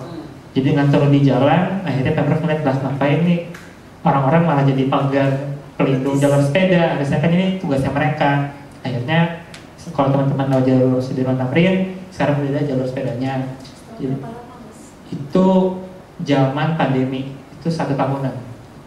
Dan itu kita benar-benar perlu mencari data yang banyak. Kami survei 24 jam, before after, lalu kami kasih tahu ke Pemprov. Ini ada peningkatan pengguna sepeda tuh sampai 1000%. Jadi harusnya ini dibutuhkan proteksi. Jadi saran dari saya sih melihat potensi dari masing-masing lembaga ataupun individu, cari kolaborasi yang dengan nilainya sesuai, dan harapannya sih bisa mengetuk hati teman-teman di tingkat pemimpin ya. Dan harapannya sih juga tetap menyuarakan pembangunan kolaboratif, karena kami juga cukup terbantu dengan yang sebelumnya bahwa sekarang pembangunan itu pasti selalu melibatkan NGO. Jadi ketika teman-teman dari dinas di SUB terutama ya selalu menanya TDP ini tanggapannya gimana, karena memang sudah ada kebiasaan untuk kolaborasi. Pemerintahan sebelumnya nggak pernah. Jadi kolaborasi itu harus menjadi kata kunci yang harus selalu kita gaungkan juga ke teman-teman dari pemerintah. Mas Diko, ada yang mau mengkritisi soal pilkada, terus membayangkan setelah pilkada kita bisa ngapain? Mungkin punya pendapat, Mas Diko? Kalau kemarin pas pertama kali calon-calon yang muncul, kalau saya punya pertanyaannya gini loh, kok ini kita warga Jakarta disuruh milih yang bukan pilihan kita sendiri? Kan memang kita dipaksain untuk milih 3 calon ini kan, tapi bukan yang sesuai dengan pilihan kita. Mungkin karena kita kemarin nempelnya memang program beliau memang nempel kan sama warga miskin kota. Tapi kalau misalkan kayak yang sekarang, aku sih takutnya ya, yang aku takutin nih sekarang zonasi Muara Baru dan Gedong Pompa berubah lagi, terus akan terulang kasus penggusuran yang sama, dan nggak tahu nanti teman-teman warga kampung kota ini mau dikemanain, entah mau taruh kita di pulau penjaliran Bu, jadi warga pulau, kita nggak tahu. Ya kalau misalkan untuk itu semua, mungkin warga kampung kota lebih banyak yang coblos semua paslon sih, kalau dari kita. Karena memang tidak mewakili aspirasi dari warga warga miskin kota. Itu sih. Terima kasih Mas Jaja. Thank you Mas Tiko. Terakhir Irawati Klan, aku kasih waktu 2 menit ya. Jangan. Kita karena udah pada ngantuk. Pulang 2 jam ini. Tadi Becky udah pilih jasnya milih lah ya, aku Bekasi, geng Bekasi. Aman, nggak bisa pertanyaan ke aku. Nggak bisa dipaksa ya? Nggak, kalau soal tadi pendapat terhadap visi misi ya jujur saya belum membaca benar-benar. Tapi kedua, tadi nyambung ke pertanyaan Mbak Dia ya, Mbak Dia atau Mbak siapa? Mbak Ida kan berarti soal kelas tengah. Justru yang saya khawatir ini, salah satu calon itu kan sangat lekat dengan kelas tengah anak muda gitu ya. Calon yang Voldemort nggak boleh kau sebutkan namanya.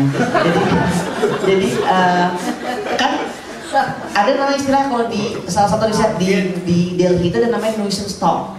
Nuisance talk itu adalah suatu narasi yang berputar atau dimobilisasi yang justru dilahap oleh kelas tengah di India terkait cara mereka melihat orang miskin. Nuisance talk ini direproduksi oleh kelas tengah, anggap orang miskin itu nuisance itu kotor, bau, gangguan, bikin bete gitu. Jadi ada satu penelitian di Delhi juga oleh Gautam Ban yang meneliti penggusuran yang terjadi di kota-kota India itu banyak justru difasilitasi oleh pengadilan yang mengabulkan tuntutan dari kelas tengah. Jadi di sana banyak namanya Residence Welfare Association, asosiasi warga gitu ya. Ya kayak asosiasi komplek gitulah, datang ke pengadilan minta kampung atau pemukiman kumuh quote-unquote di sekitar sebelahnya digusur karena dia nuisance, dia bikin nuisance, gangguan, bau, kotor, harga tanah saya turun. Itu dikabulkan sama hakim. Jadi ada penelitian Gautam Ban itu mencatat betapa banyaknya putusan pengadilan dikeluarkan untuk menggusur pemukiman kumuh di sana atas dasar desakan kelas tengah. Nah, periode 2000-an awal itu kan muncul tuh Mas Marcos yang disebut kelas tengah ngehe. Itu kan sebetulnya aspirasi kelas tengah yang difasilitasi oleh gubernur-gubernur. Zaman Foke waktu itu aspirasinya kita kota hijau. Karena target muluk-muluk di RTRW kota hijau RTH kita harus 30% minimal. Waktu itu masih 13,9%, hampir 14%, masih jauh. Akhirnya enggak, target 30%. Saat itu kita 13,9 2012. 9,8, 13 itu target. 39 target di RTF di undang-undang tata ruang 30%. Nah, tapi yang dia gunakan adalah mobilisasi narasi hijau tadi. Karena semua desakannya iya hijau gitu. Terus apa coba? Penggusuran pemukiman miskin waktu itu di Rawasari, tempat jualan keramik itu digusur untuk RTH oleh Foke. Jadinya green apartemen, benar RTH, benar hijau tapi hijaunya apartemen bukan taman. Jadi itu kelas tengah punya tanggung jawab itu karena kemudian jadi kalau tadi di dananya kita perannya kita ke siapa ya? Kalau kau mikir bala-bala, kita kayak bala-bala, bala batuan, bala-bala bakwan juga. Jadi malah jadi kayak dimanfaatin. Kita tuh jadi dimanfaatin. Nah, kalau yang tidak boleh disebutkan namanya itu juga memanfaatkan geng-geng generasi kelas tengah, anak muda yang pasti pingin jalan-jalan di kota. Kan dia yang bilang pas waktu jadi gubernur Jawa Barat, tahu ya siapa ya? Sebutin mas. Waktu dia jadi gubernur Jawa Barat dia mengubah kali Bekasi ya, kali Malang itu jadi kayak di Seoul. Saya warga Bekasi sampai sekarang itu jadi kali Malang aja, nggak jadi apa-apa. Tapi waktu itu orang kelas tengah anak muda tuh kayak, weh kita bakal di Seoul, kita kayak di Seoul gitu. Jadi aspirasi. Nah, bagaimana ke depan teman-teman yang kelas tengah, anak muda khususnya, ya anak muda maksudnya kelas Gen Z ini yang aspirasinya meledak-meledak ini harus kritis ya. Apakah mau dijadikan bala-bala atau mau jadi apa namanya yang putih? Cireng. Nah, mau jadi mana? Kita tinggal pilih. Jadi artinya itu paradigma Nida tadi. Kalau ngomongin soal apa kita akan naik apa turun, jelas. The rise of middle class itu era 2000-an awal sampai 2010 pertengahan lah, 2015. Sekarang tuh justru kita, tadinya kan kita tuh kayak begini, gini gendut ya, jadi bentuknya begini, kelas tengahnya naik kan, makanya demand-nya banyak, karena banyak masanya. Sekarang kebalik, ini jadi begini, kelas tengahnya sedikit, turun kita udah jadi yang ke, kalau saya menyebut diri saya kelas tengah, gampang kesenggol dikit jatuh gitu ya, bukan yang mapan juga. Artinya ini harus hati-hati tadi, udah jadi bala-bala, disenggol jatuh, jadi cireng jadinya. Makanya harus kritis. Kalau saya tadi, nah pertanyaan Mas Adi, bagaimana kita mensikapi ke depan? Ya mau nggak mau terus belajar, saling berbagi supaya kita jadi kritis secara bersama. Cuma itu doang modalnya. Kalau berhenti kritis ya udah bala-bala. Ya. Terakhir ya 2 menit Mbak Mia. Bisa. Apa tadi? Saya tuh kagum banget begitu baca itu, walaupun saya belum baca semua itu, ternyata global, mereka sangat berpengetahuan soal global city. Mereka siapa? Yang 3 paslon itu, jadinya saya jadi adore gitu, admire, mengagumi. Tentulah saya coblos semua. Itu karena saking kagumnya gitu, ternyata mereka pintar gitu, mereka berpengetahuan. Kan kita pengennya sama ini ya, dipimpin sama orang-orang yang berpengetahuan kan, kayak gitu. Itu jawaban saya ya Pak Mas Bekti ya. Terus yang kedua Mbak Dian, itu tadi udah dijelasin sama Mbak Dian. Itu setuju kelas menengah itu relatif akan turun gitu ya, dan itu udah secara global. Dari indikator makroekonomi sebenarnya udah kelihatan dari akhir 2022. Saya juga nggak ngerti kenapa negara ini nggak pernah mau bilang kita lagi resesi loh.